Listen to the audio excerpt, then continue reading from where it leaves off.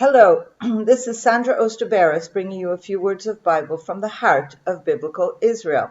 This week's Torah portion is VaYigash, and it really opens with one of the most dramatic, climactic episodes in the Bible.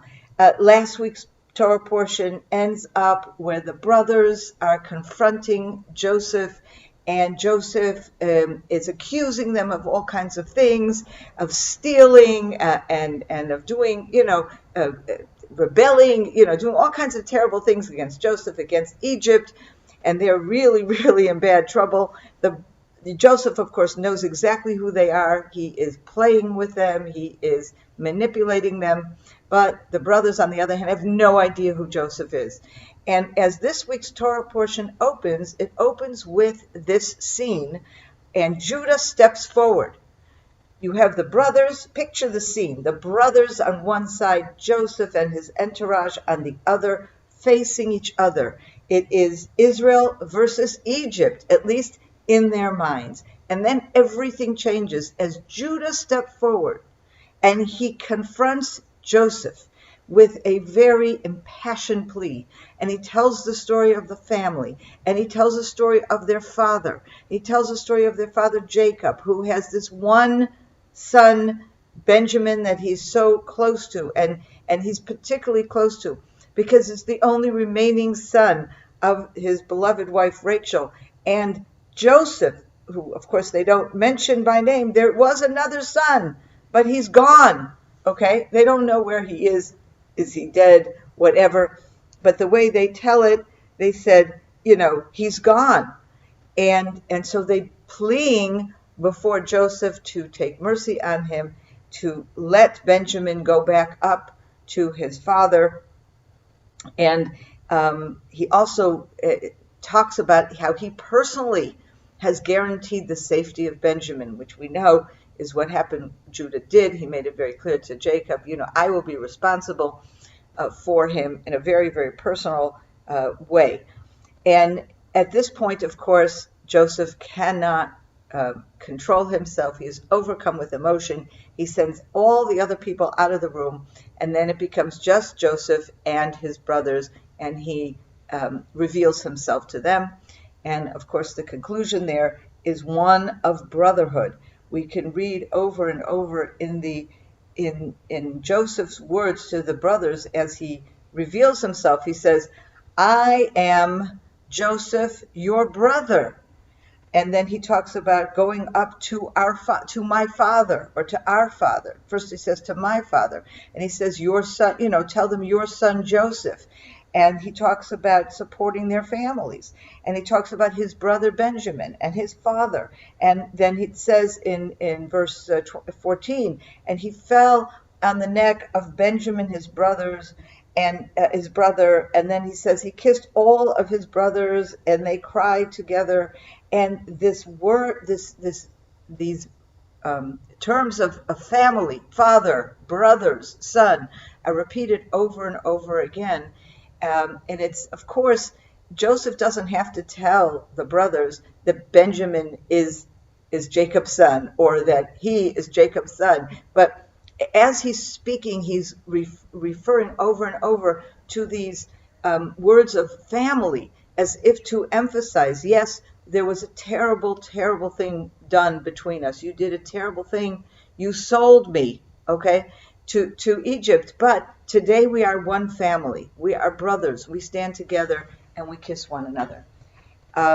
This scene, as you will, is a scene that represents so much of what will happen later on in the history of the nation of Israel. The Torah portion opens with Judah versus Joseph. Judah and Joseph will become the two leading tribes of Israel. It has been promised to Judah that he will be the king. Okay, and of course, when David is crowned king, David is promised that the kingship in Israel will always be from his lineage, and David's son Solomon becomes king afterwards.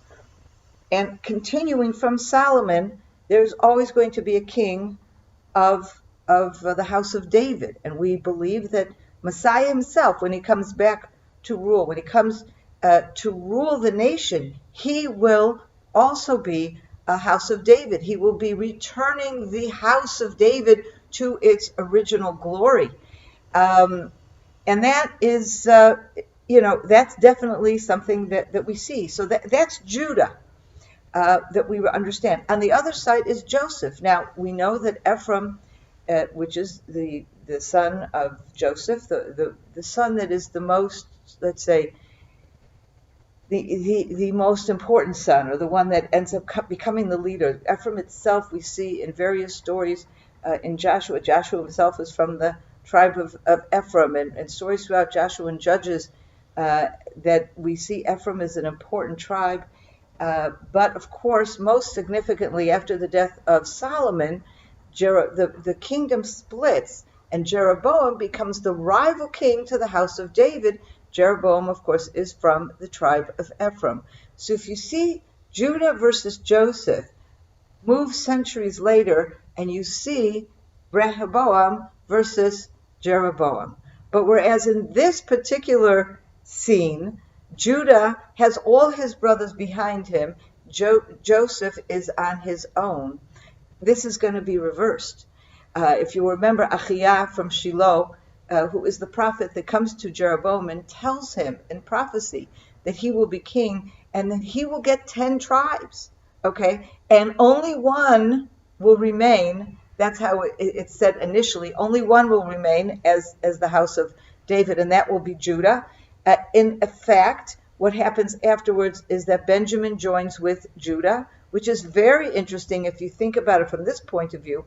Going back to what we see in our Torah portion, of course, it is Joseph who is standing more than anything for Benjamin, because they are the true brothers. They are both father and mother are the same.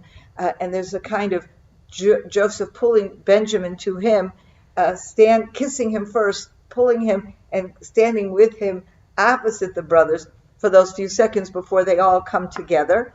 And on the other hand, later on, it is Benjamin who's going to join with Judah, and it is Joseph who's going to take all the rest of the tribes with him in that terrible split that is never, to this day, has not really been repaired. And of course, we have the prophecy of Ezekiel that talks about the two sticks, the stick of Judah and the stick of Ephraim, which will come together. And indeed, if you look historically, going back to, we even see this already in the times of Hezekiah, and the times, certainly in Hezekiah, which is after the destruction of the northern kingdom. He has a Passover. Josiah also has a Passover, where they send representatives, messengers out to the north to gather the remnants of the northern kingdom. So there's no question that while the overwhelming identity of Jews today is to the house of Judah, we know for a fact there's definitely Benjamin, there's definitely Levites among us, but it is quite probable that we also have the remnants of the northern kingdom that flee down to Judah, join for the Passover, and for all we know, join and mix in with them in Jerusalem and in the cities of Judea, which remain, at least for another century or so, under Israelite or Jewish Judean rule. So there is a coming together of sorts even then. But of course, there's still a lot of dangers, a lot of problems. We have the Samaritans in the north for all of the Second Temple period. And so we, of course, are looking forward, and we're on our way now. Okay, we now are in a situation for the first time. Think about this. For the first time since King Solomon, Israel is united in ruling over all of Israel, both Judea and the south, and Ephraim, Samaria, and the north. So this is really something that we can see as extremely prophetic. But it's important, I think, when you look at this week's Torah portion, to see this as a sort of paradigm to this division, a division that at the end of our Torah portion, the brothers come together and merge, and they do remain merged for a long time. But there is always that fissure between Judah and Ephraim, the other brothers go sometimes on this side and sometimes on that side, but this tension will remain for a very long time. Thank God today that kind of tension no longer exists. We have other tensions, we have other fissures, but just as Joseph hugged his brothers and they all came together at the end of this dramatic story, in this week's Torah portion, we are always seeking and dreaming and hoping and believing that all of Israel will come together and all of the remaining fissures will be mended within us. Have a wonderful weekend. Shabbat Shalom. I hope you enjoyed that film. And we have lots more film content and emails and articles that I'm sure you will enjoy as well. Check out our website at CFOIC.com and subscribe to our newsletter. You can do that right from the homepage. I know you will really enjoy the content that will land in your inbox on a regular basis. Hope to see you soon.